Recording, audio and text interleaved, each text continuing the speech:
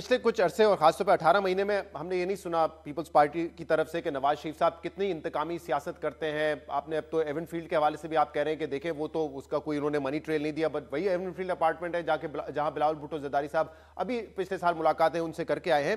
दूसरी तरफ नून लीग है जो ये बात कर रही है कि 15 साल में पीपल्स पार्टी 15 मनसूबे गिना दे। शहबाज शरीफ साहब ने कहा है कि सिंध में निजी जेलें हैं जहां पे औरतों को कैद करके रखा हुआ है, पहले आप उनको तो छुड़वा दें। क्या कहेंगे इस पर?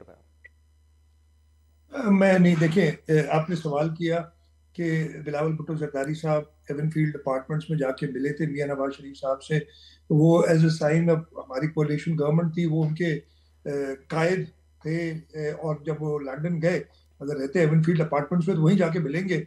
लेकिन ये तो उससे हकीकत तो नहीं चेंज हो जाएगी ना। तो बिलावल साहब ने उनके मेरे शो वहां पे कहा था कि मिलने ढीठ बन के वहां पे रहते भी हैं, इसलिए मैं कहा अगर वो रहते हैं तो बिलावल साहब को मुलाकात भी वहीं करने जाने पड़ती है।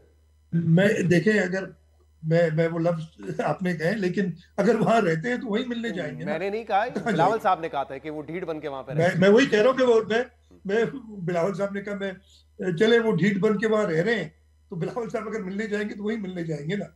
वो फिर बिलावल साहब ढीठ नहीं हुए, उनकी ईगो थी कि जी उधर ही मिलना है मैंने। हैं। वो मिल लिया और हम वो चले गए, और as a sign of goodwill और एक गुड मैं एक जेस्चर दफा था। फिर इसको इसकी रिफ्रेश वजह करूं से कि कह, सिंध के हवाले बाकी से मैं अब जो है तनकीद करी।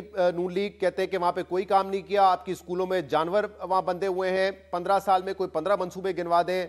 शहबाज शरीफ साहब ने कहा निजी जेलें बनाई हुई हैं जहां पे औरतों को आपने कैद करके रखा है, पहले उसको छुड़वा दें, बाद में सियासी इंतकाम ना करने की बात कीजिएगा।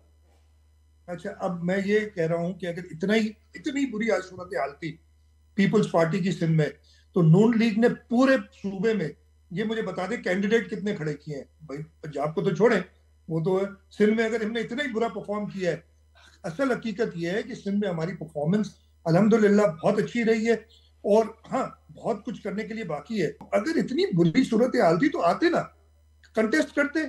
शहबाज शरीफ साहब खुद नॉमिनेशन फॉर्म भरा के विड्रॉ करके। तो मेरा नहीं ख्याल है ये फिर अब नहीं, ये उन्होंने। आर्ग्यूमेंट तो फिर नूली भी कह सकती है कि अगर आपकी सिंध में इतनी अच्छी परफॉर्मेंस है और आप उसको रेप्लिकेट करना चाहते हैं, पंजाब में वफाक में आना चाहते हैं, तो आपने 141 सीट्स पे से सिर्फ 111 आपने नशिस्तों पे अपने कैंडिडेट्स फॉर एमएनए खड़े किए हैं। तो ये आर्ग्यूमेंट दोनों तरफ से आ सकता है और परफॉर्मेंस पे भी बहुत बात हो नहीं, सकती है ना।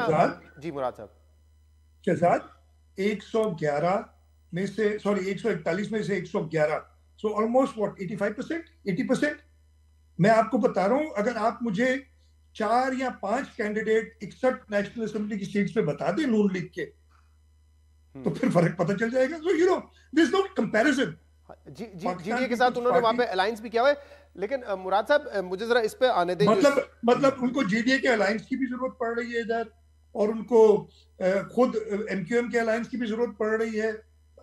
तो नहीं किया ना काम उन्होंने सिंध में। तो अब ये बातें मेरा ख्याल है इस वक्त, अच्छा, इससे फर्क कोई नहीं अब पड़ेगा। इस पे वो सिंध के कहेंगे कि हमें लोग तो इत्तेहाद की पाकिस्तान जरूरत पड़ रही है, आपको पीटीआई के वोटर की जरूरत पड़ रही है।